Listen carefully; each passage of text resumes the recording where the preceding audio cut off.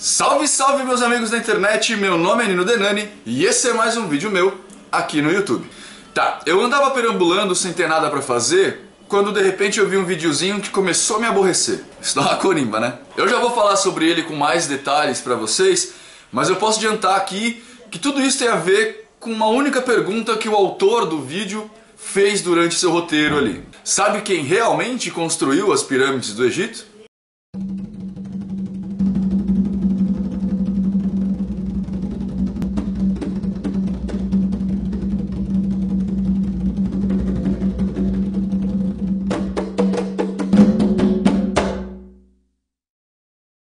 Certo, vamos lá.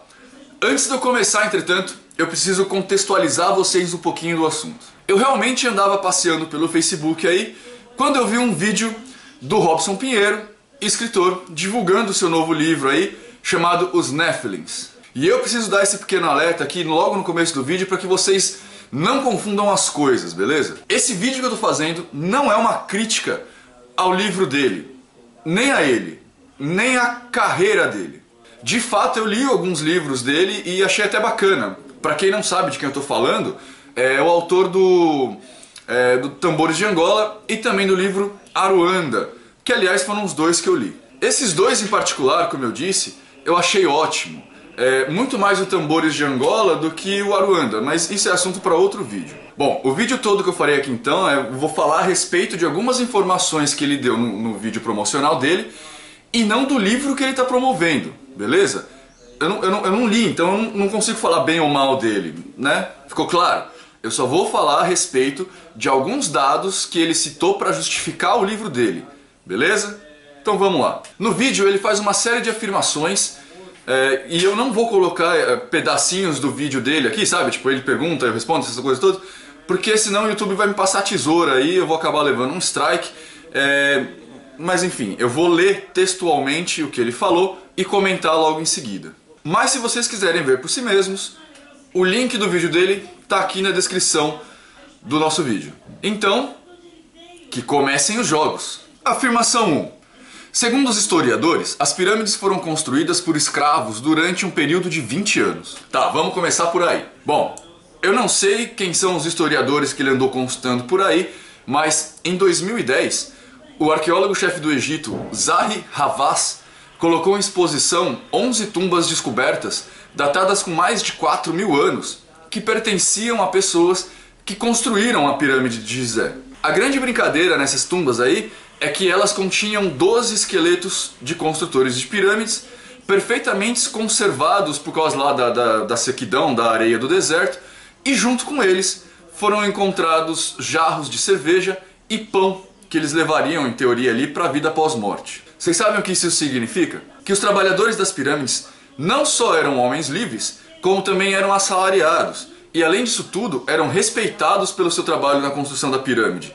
Tanto que os que morreram durante a construção ganharam a honra de serem enterrados ali nas proximidades do templo sagrado do pós-vida, né, que eram as pirâmides. Ou seja, nesse caso em específico, o nosso amigo está equivocado.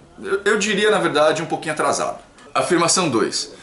Elas levaram 20 anos apenas para ficarem prontas e ela é construída de cerca de 2.300.000 blocos de pedra, de 2,5 a 60 toneladas. Beleza, isso está mais ou menos correto. Se é que existe mais ou menos correto, né?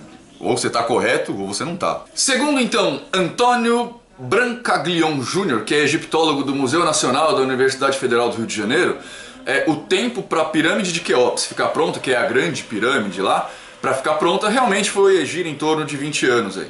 Só que nessa afirmação do nosso escritor, a gente encontra um pequeno problema. A grande maioria dos blocos realmente pesava 2,5 toneladas, 2,5 toneladas. E somente alguns poucos, como algumas pedras da Câmara do Rei, por exemplo, que é onde ficava o sarcófago ali, chegava a pesos maiores de até 80 toneladas. Tipo, estima-se que uns 15% dos blocos realmente passavam 2,5 toneladas. Aí a coisa já mudou um pouquinho de figura, né? Afirmação 3.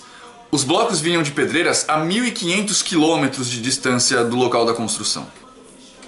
Tá, segundo o artigo da Physical Review Letters e dos estudiosos da Escola de Amsterdã, Eles vieram de Pedreiras, na verdade, a 800 quilômetros de distância, o que é um pouco mais da metade do que o nosso escritor falou. E eles vinham de uma forma muito simples, de barco. O que os egípcios fizeram foi construir uma pequena curva artificial no rio, como a gente tem em fotos de satélite, e faziam com que essas pedras desembarcassem muito próximas às construções das pirâmides.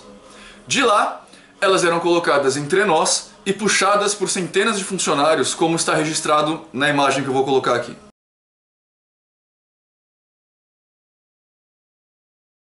Mas lembrando, isso somente para 15% das pedras usadas na pirâmide, já que os outros 85% são pedras de arenito retiradas do próprio local da construção.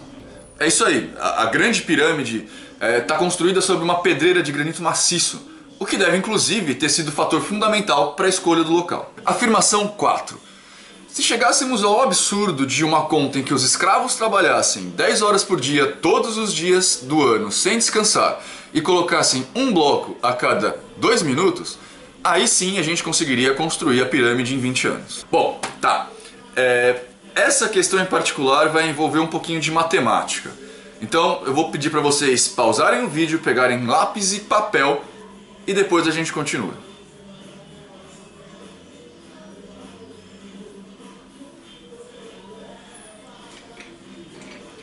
Beleza, vamos lá então. 10 horas por dia, que são 600 minutos, certo?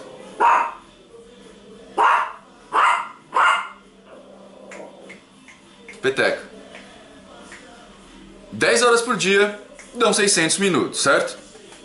Pegando o exemplo que o nosso camarada deu, que seriam assentados um bloco a cada 2 minutos, então a gente teria 300 blocos assentados por dia. Ao ano, então, 365 dias vezes 300 blocos, nós teremos aí 109.500 blocos assentados. Vezes 20 anos, seriam 2.190.000 blocos assentados. Mas, sabe qual é o problema?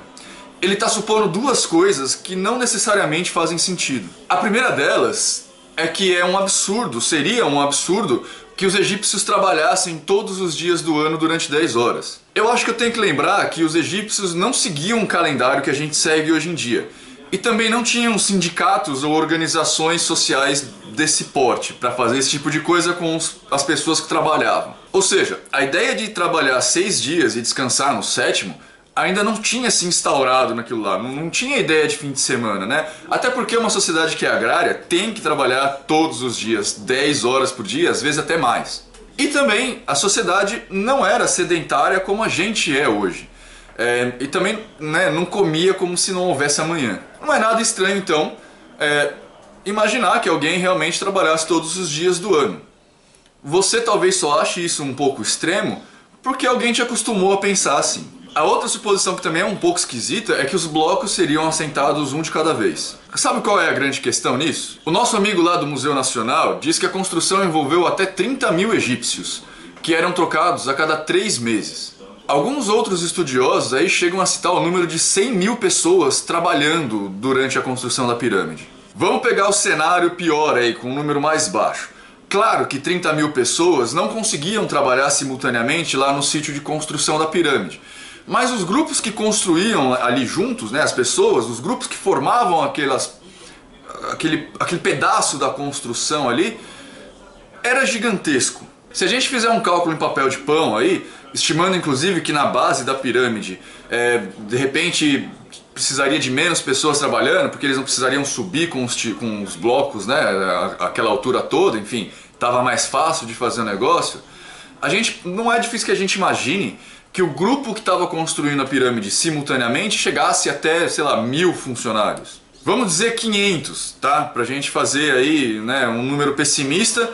E a gente vai ter um cenário muito simples até de se colocar mais de um bloco a cada 2 minutos. Ora, hoje em dia a gente constrói edifícios que são muito mais altos, com muito menos pessoas, e a gente coloca muitos mais blocos simultâneos aí. Afirmação 5.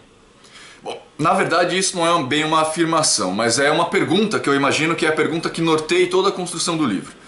Então, se não foram os egípcios que construíram as pirâmides, quem foi? Tá, eu quero perder um pouquinho mais de tempo nessa questão, porque ela é bem bacana. Vamos lá? A gente tem uma terrível mania de atribuir as coisas que a gente não conhece, como foram feitas ou como elas acontecem, forças sobrenaturais aí. Antigamente, quando chovia, por exemplo, a gente dava essa questão a um deus, falava que existia um deus da chuva. Ah, cada povo fala uma língua diferente? Ah, porque vocês foram muito ambiciosos, quiseram construir uma torre aí e Deus castigou todo mundo. Quando o mar ficava mais bravo, antigamente, a gente atribuía uma fúria de Poseidon. Mas só porque que a gente não conseguia ainda entender a relação magnética da Lua, do ciclo lunar, com as marés. Na Idade Média, por exemplo, quando alguém ficava doente e a gente desconhecia a existência de vírus e bactérias, a gente falava que era o diabo, o capiroto ou qualquer uma coisa dessas daí que estava lá zoando a pessoa. Hoje, a gente ainda fala que o Big Bang só aconteceu porque Deus quis. Mesmo com a ciência já tendo comprovado matematicamente o contrário, mas como isso ainda não caiu aí a boca pequena, não caiu ainda pro grande público, né, fica mais fácil mesmo. E sobre esse assunto em específico eu vou deixar um vídeo aqui embaixo referenciado, beleza? A bem da verdade, a gente sempre usa desculpas para não admitir que a gente não sabe de alguma coisa. Agora, eu não sei bem o porquê que essas desculpas têm sempre que tomar esse caráter mágico, místico, alienígena. Há algum tempo atrás, Erich von Däniken lançou um livro chamado Eram os Deuses Astronautas? E uns poucos anos atrás, o History Channel lançou uma série de documentários que usava este e alguns outros livros aí como base para dizer que aquelas coisas que a gente, em teoria, segundo o Eric, não sabia explicar, foram feitas por extraterrestres.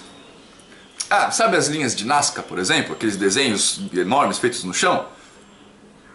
Não, gente, foram feitos por peregrinos aí. E eu vou deixar um vídeo referenciado aqui embaixo para vocês saberem do que eu tô falando.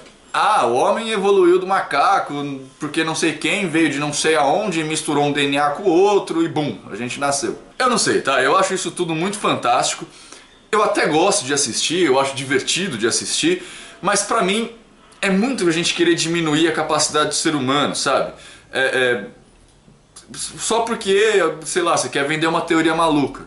E sabe o que é mais chato de tudo isso? Como a maioria de nós, seres humanos medianos, temos uma incrível inclinação para não fazermos nada, como aliás eu abordei nesse vídeo aqui, a gente acaba acreditando naquilo que alguém diz e faz com que pareça real, por mais absurdo que essa teoria possa parecer. De novo, eu não sei ainda o teor do livro do camarada aí, e não é sobre isso que eu quero falar, mas nós já sabemos tudo o que se precisa saber sobre a construção das pirâmides do Egito. Sabe como? Bom, vocês sabem que os egípcios adoravam fazer obeliscos, né? Que é aqueles monumentos verticais, umas colunas quadradas aí, do mesmo jeito que tem ali na frente do Parque do Ibirapuera aqui em São Paulo. Pois bem, os egípcios deixaram um manual de instruções pra gente que pode ser decifrado a partir de um obelisco inacabado. Ou seja, eles começaram a construir um barato lá de 1000 toneladas de granito que foi abandonado no meio do caminho porque ele rachou. Esse grande pedaço de pedra nos diz como eles faziam as coisas. Saca só. Na lateral da pedra lá, que eles começaram a cavar, né? Então imagina o horizonte reto, eles começaram a fazer buracos assim, né? Que são as laterais do obelisco. A gente conseguiu encontrar algumas marcas sequenciais aí. Os egípcios separavam a extração desse grande bloco ali do chão em seções e usavam uma pedra chamada diorito para martelar o negócio lá e fazer a separação de tudo.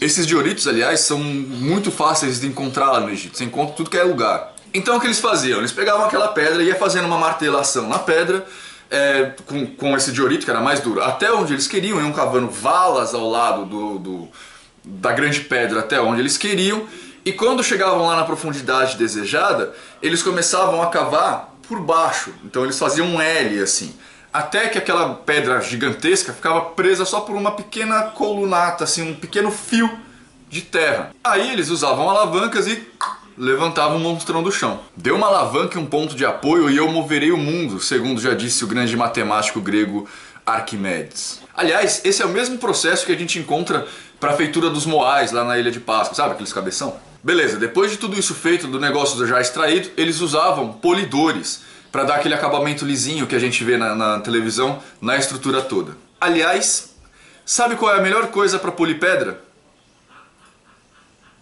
Areia. Eu não sei, particularmente, isso já é uma opinião minha. Eu acho que areia é um negócio que a gente consegue encontrar no Egito. Não sei, de repente se a gente procurar bastante, né? Esse é o mesmo princípio que a sua vovó usava para dar brilho nas panelas antes da popularização da palha de aço. Arear, saca? O que me faz lembrar outra coisa. Algumas pessoas por aí, principalmente essa galera aí da teoria dos alienígenas do passado, ficam dizendo que ela precisa uma tecnologia ultra moda foca para conseguir cortar granito certinho.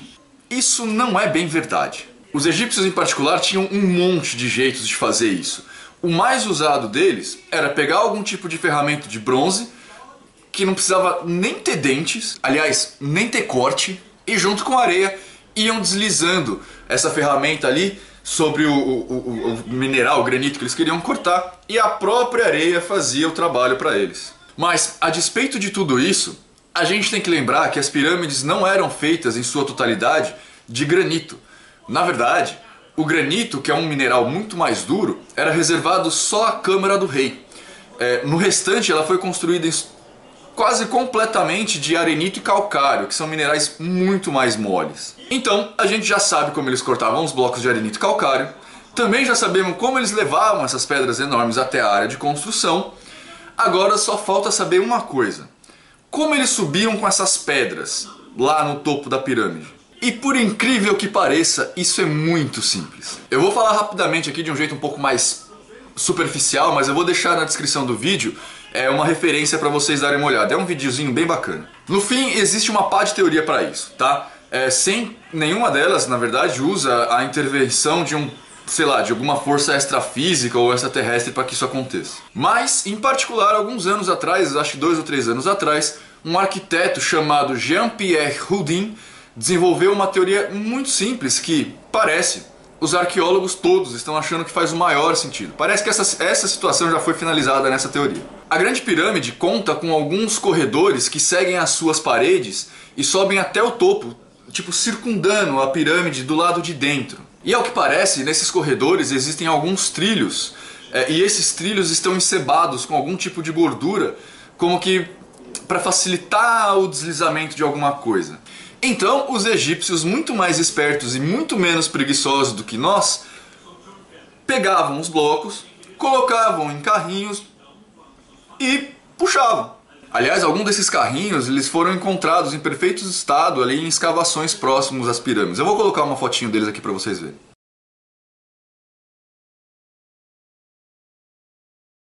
Bom, e as pedras mais pesadas? Eles usavam para levantar as pedras mais pesadas uma tecnologia perdida que nos foi dada por anjos, né? Chamada contrapeso.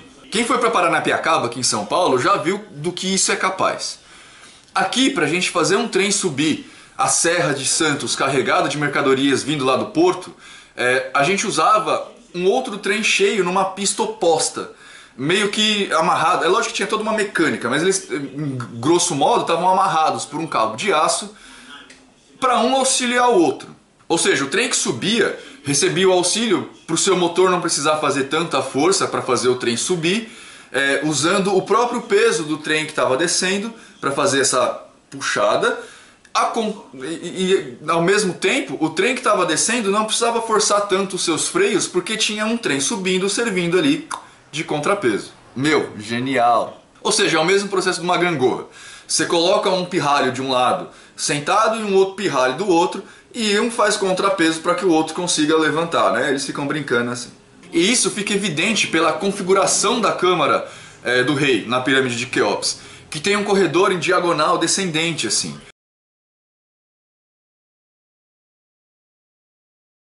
Era isso, tinha um peso de um lado que era amarrado por uma corda, em cima tinha uma roldana ou alguma coisa que o valha.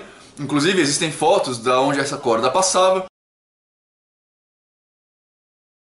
E enquanto um peso descia, a pedra subia. Agora, me afastando um pouquinho dessa história toda do Egito, eu quero falar para vocês muito rapidamente, ultra superficialmente, sobre a história dos Néfilins. De novo, eu não sei se essa é a abordagem que o Robson Pinheiro tem a respeito para esse assunto, mas logo não é a minha intenção falar que ele está errado ou não, eu não sei o que ele vai falar, tá?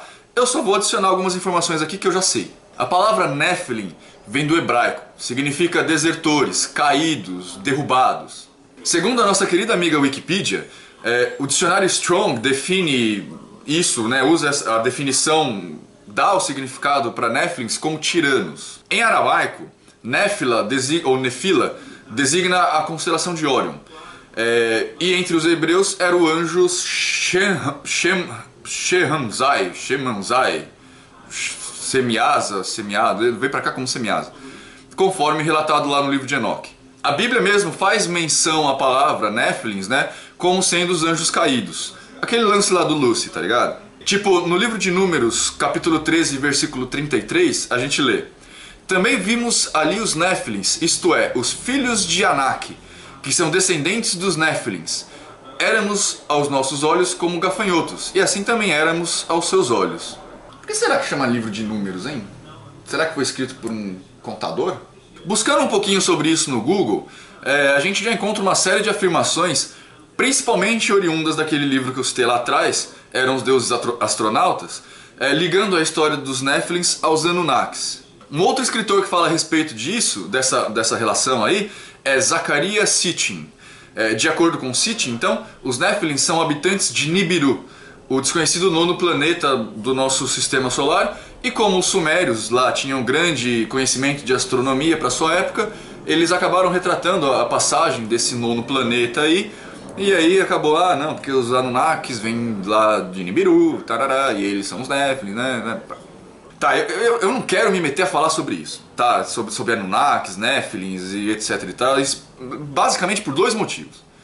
O primeiro deles é que eu nunca dei muita importância para esse tipo de teoria, para esse tipo de conceito, na verdade, nem é uma teoria, para esse tipo de conceito, porque, alienígena, sei lá. E o segundo motivo é porque eu tô com a maior preguiça de fazer isso.